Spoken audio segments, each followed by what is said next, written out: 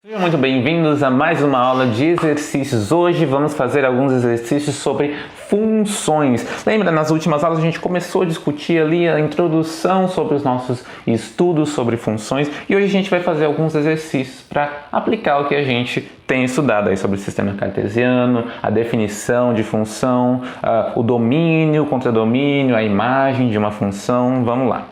O primeiro exercício aqui é um exercício para a gente recapitular lá sobre essa ferramenta básica que a gente vai utilizar muito no estudo de funções, que é o sistema cartesiano.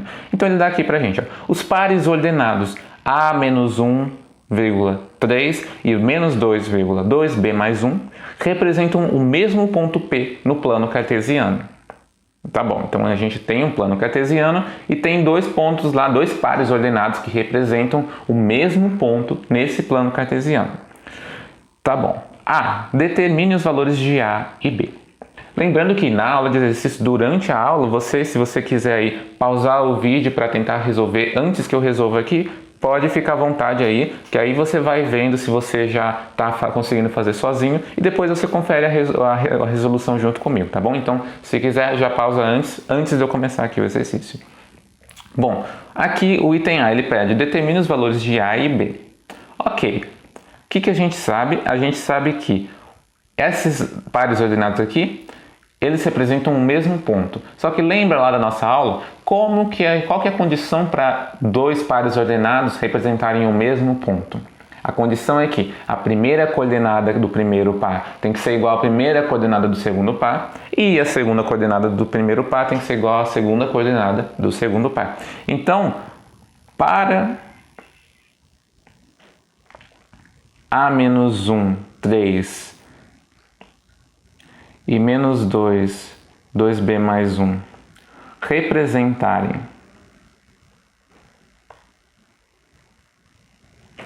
o mesmo ponto,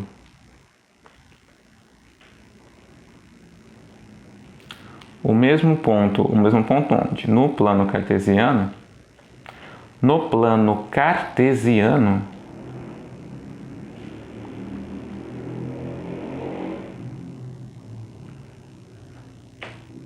precisamos ter o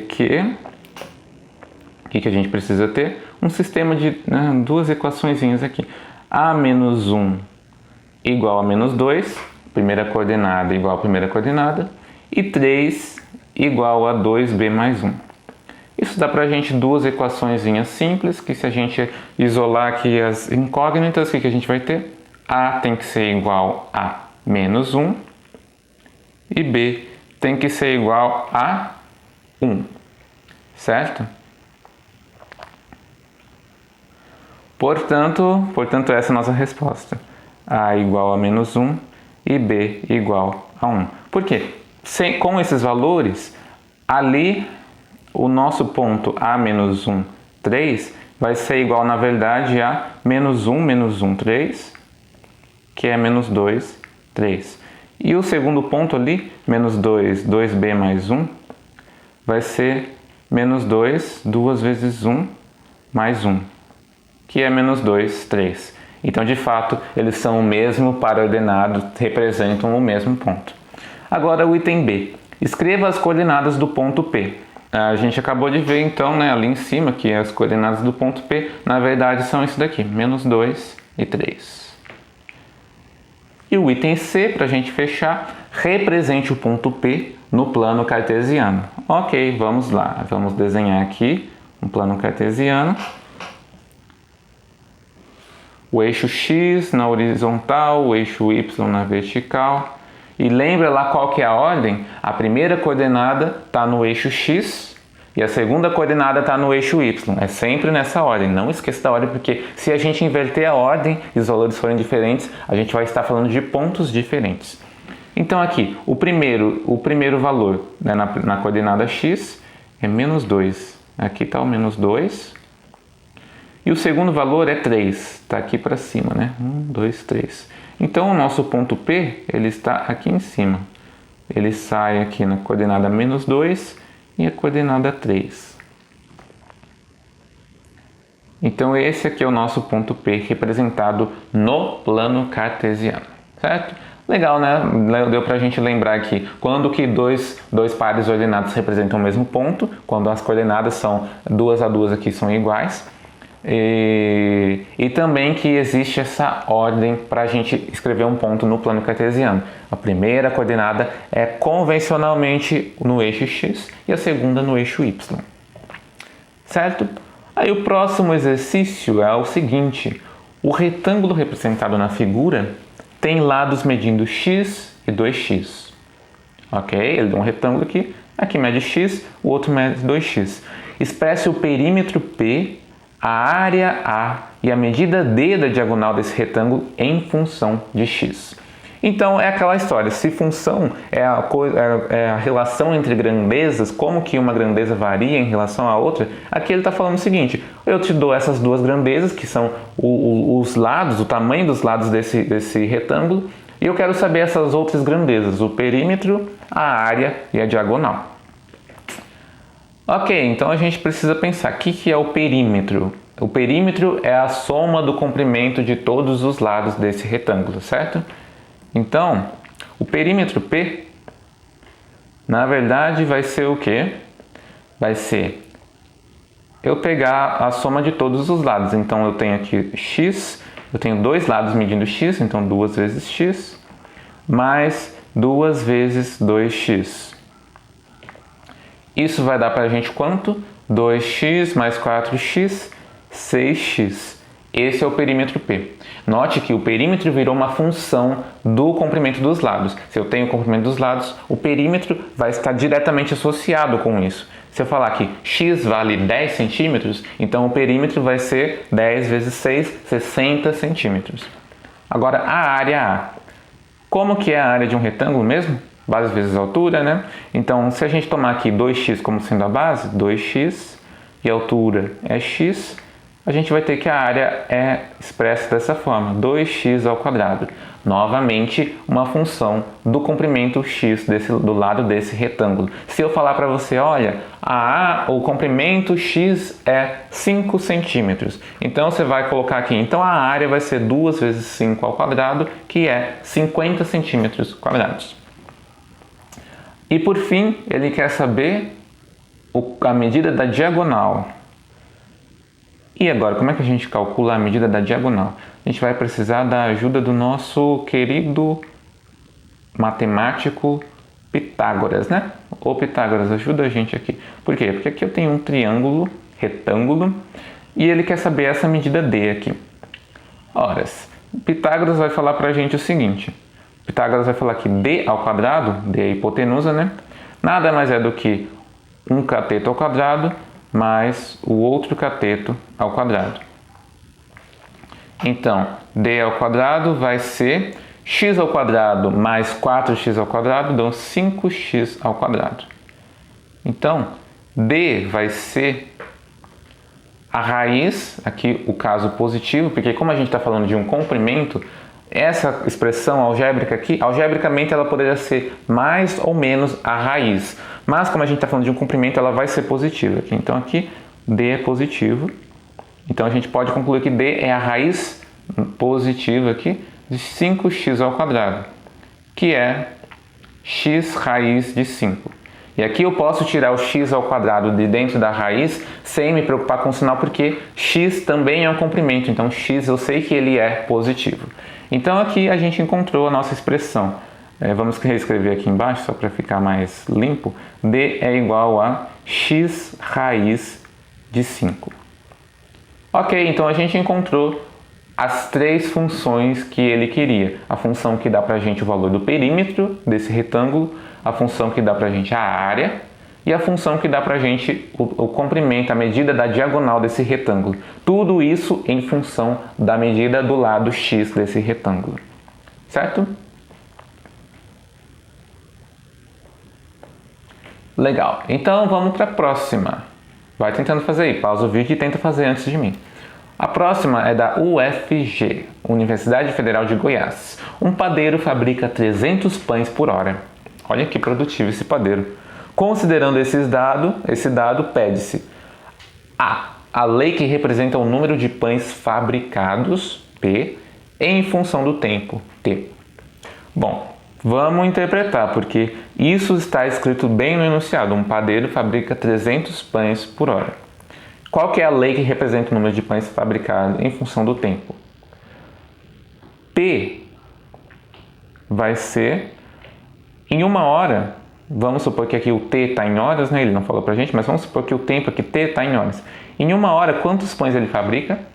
300. Então, 300 vezes T vai ser quantos pães ele fabrica quando passa T horas. Então, se passou uma hora, 300 vezes 1, 300 pães. Se passou 2 horas, 300 vezes 2, 600 pães.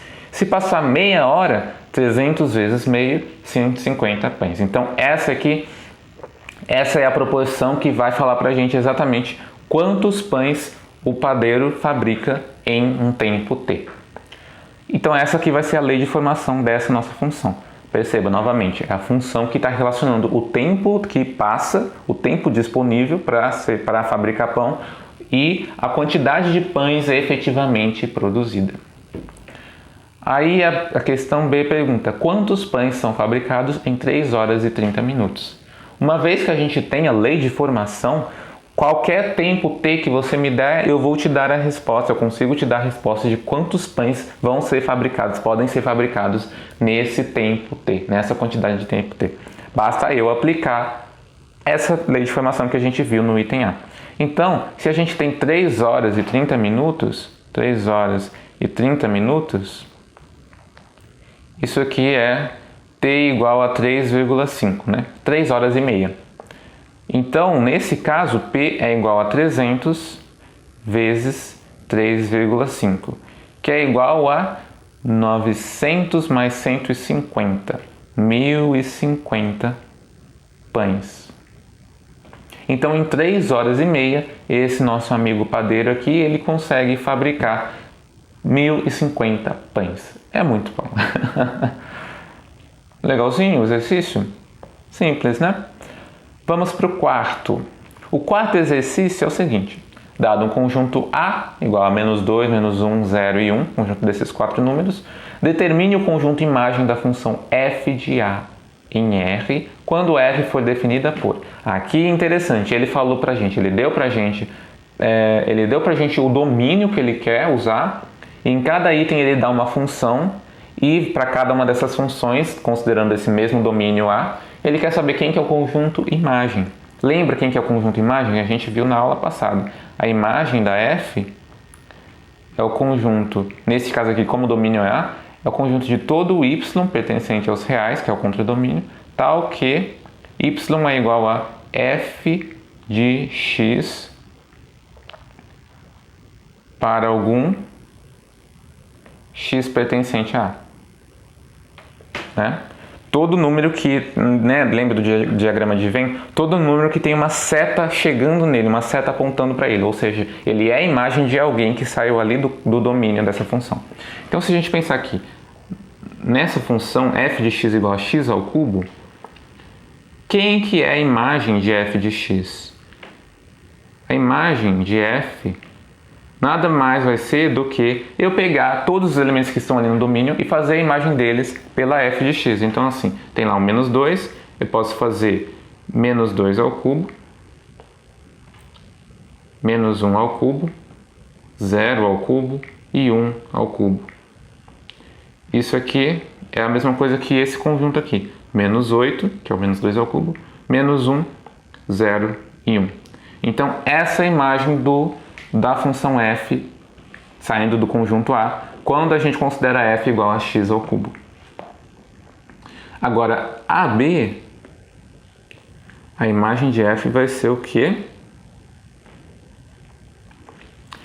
Menos x mais 3. Essa é a lei de formação da função f no item B. Menos 2. Menos 2. Menos 2 mais 3. Menos 1 mais 3, menos 0 mais 3 e menos 1 mais 3. Isso aqui é a mesma coisa que o qual conjunto? 5, 4, 3 2. Certo? 5, 4, 3, 2. Então, nesse caso aqui, o conjunto imagem vai ser isso. E no item C, vamos ver o item C? A função agora é f de x igual a 1 menos x ao quadrado. Tem um quadrado aqui, vamos ver o que acontece. Nesse caso, a imagem de f vai ser 1 menos 2 ao quadrado. Se a gente transformar o menos 1, vai ser 1 menos 1 ao quadrado. 1 menos 0 ao quadrado. E 1 menos 1 ao quadrado. Isso aqui é a mesma coisa que qual conjunto? Menos 2 ao quadrado é 4. 1 menos 4 é menos 3. Menos 1 ao quadrado é 1. 1 menos 1 é 0. 0 ao quadrado é 0. 1 menos 0, 1. 1 ao quadrado é 1. 1 menos 1, 0. Opa, repetiu um número aqui. Então a gente pode simplificar essa escrita desse conjunto da seguinte forma. Menos 3, 0 e 1. A gente não precisa repetir. Então aqui, ó, notem que aconteceu. Tanto o menos 1 quanto o 1, eles chegaram no mesmo elemento aqui do contradomínio. Então o nosso conjunto imagem ficou um pouquinho menor, reduziu 1 aqui. Certo? Agora, se eu perguntasse para você aqui, pergunta surpresa, quem que é o contradomínio dessas três funções? Quem? Aí você olha aqui no enunciado e fala, pera, o contradomínio é o conjunto de chegada. E aqui na função ele definiu que a função vai de A e chega em R. Então o contradomínio é R para as três funções aqui, para os três casos. Certo? Tranquilo? Próximo exercício, vamos para o próximo? Tomar uma água antes de ir para o próximo. Toma água, mantenha-se hidratado, é importante.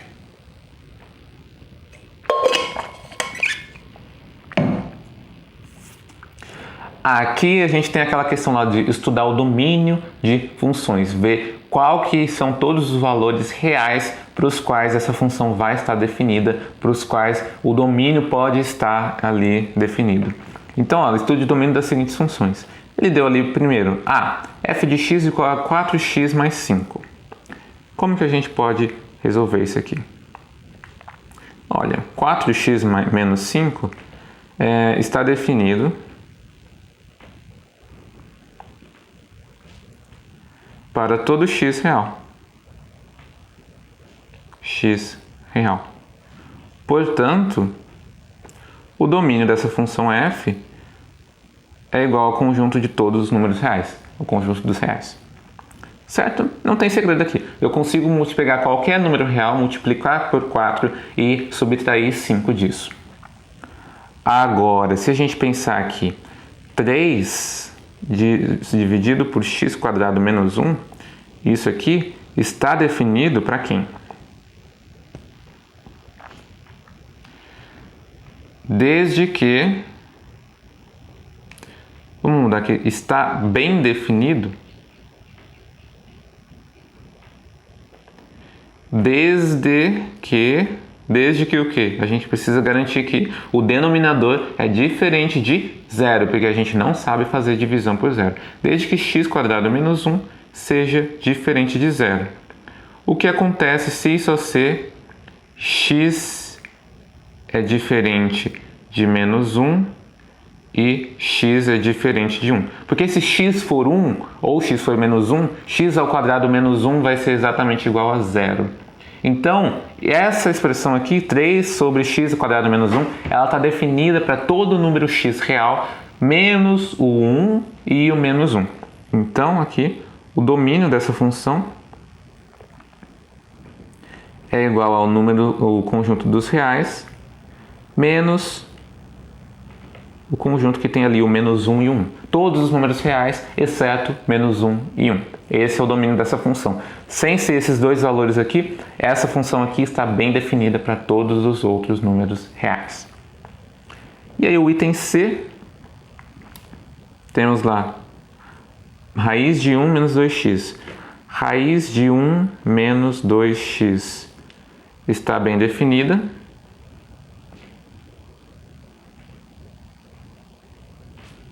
Desde que, qual que é a condição aqui?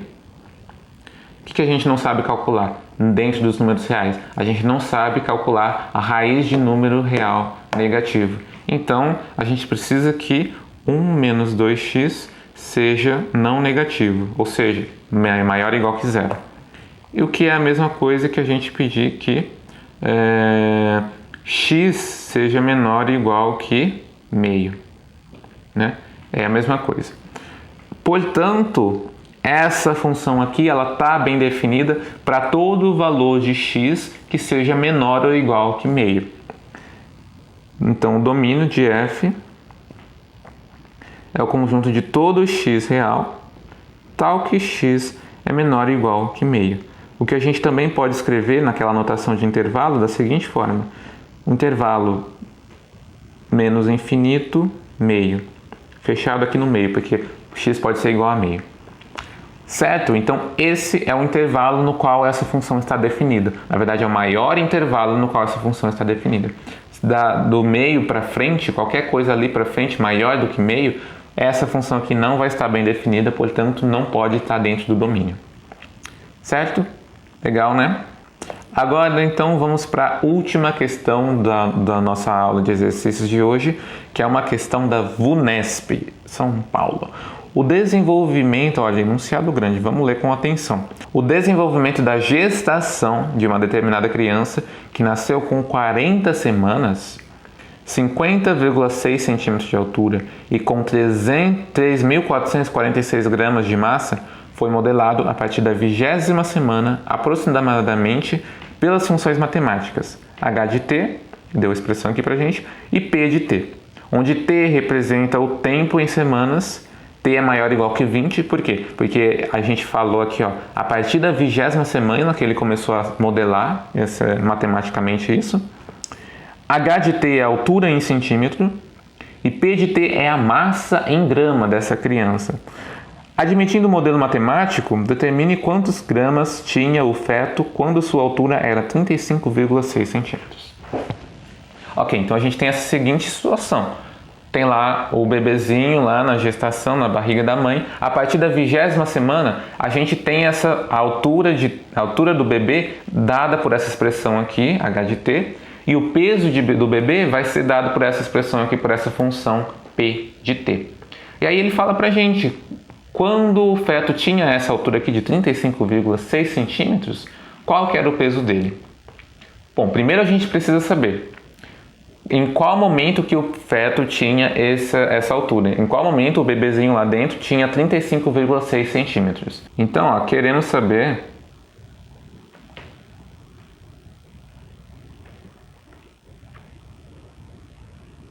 primeiramente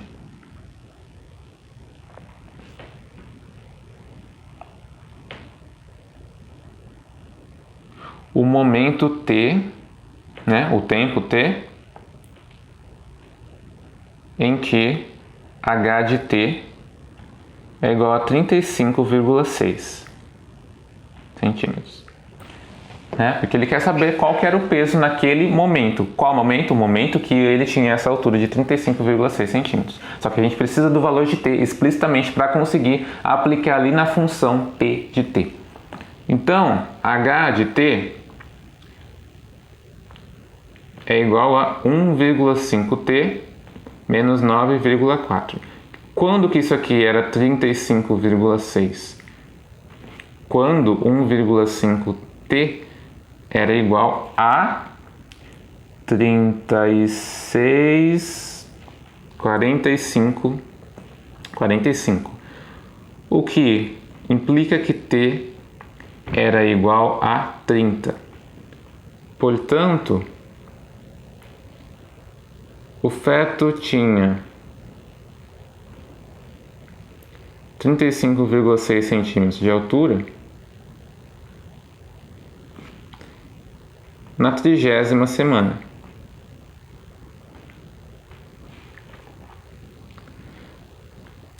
Nesse momento, nesse estágio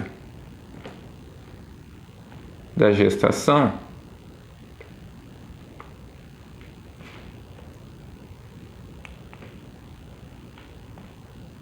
seu peso, sua massa, né? Vamos falar fisicamente mais correto aqui. Sua massa era... Qual que era a massa dele? A massa dele é dada por essa expressão aqui, P de T. Agora a gente sabe que na verdade é P de 30. A gente quer saber qual que era a massa do bebezinho quando ele estava lá na 30ª semana de gestação. P de 30 é, qual que é a expressão? 3,8 vezes 30 ao quadrado menos 72 vezes 30 mais 246. Quanto que vale isso? Faz a conta aí para mim, por favor. Eu estou cansado demais para fazer essa conta. Se eu não tiver errado em contas aqui, o resultado deu isso aqui, 5.826. Dá uma conferida aí, refaz essa conta, porque às vezes a gente erra nas contas, né? Mas confere aí. Mas o importante é que a gente conseguiu encontrar, a partir da altura do bebê, a gente conseguiu identificar qual que era o tempo, qual que era o momento ali dessa gestação, a 30ª semana, e a partir desse momento, sabendo que estava na 30ª semana, a gente usou a função que dava pra gente a massa em função do tempo, a gente usou essa funçãozinha para calcular qual que era a massa do bebê ali na 30ª semana, o momento que ele tinha 35,6 centímetros de altura. Então a gente respondeu a pergunta. Qual que era a pergunta? Determine quantos gramas, aqui né, gramas, aqui está em gramas, quantos gramas tinha o feto quando sua altura era 35,6. Então nesse estágio da gestação sua massa era 5.826 gramas. Pergunta, o do mensurado respondido, então a gente fechou o exercício aqui, tudo redondinho. A gente fez tudo bonitinho, tudo explicadinho, tudo passo a passo. Certo? Gostaram dos exercícios de hoje? Espero que eles sejam bem úteis para você conseguir exercitar essa ideia aqui de funções, esse início aqui do nosso bate-papo. Mas não pensem que é só isso, porque a gente ainda tem muita coisa para falar sobre funções aqui. O conteúdo, o assunto ainda vai longe. Então se prepara aí para as próximas aulas, tá bom? Vejo vocês lá. Tchau, tchau.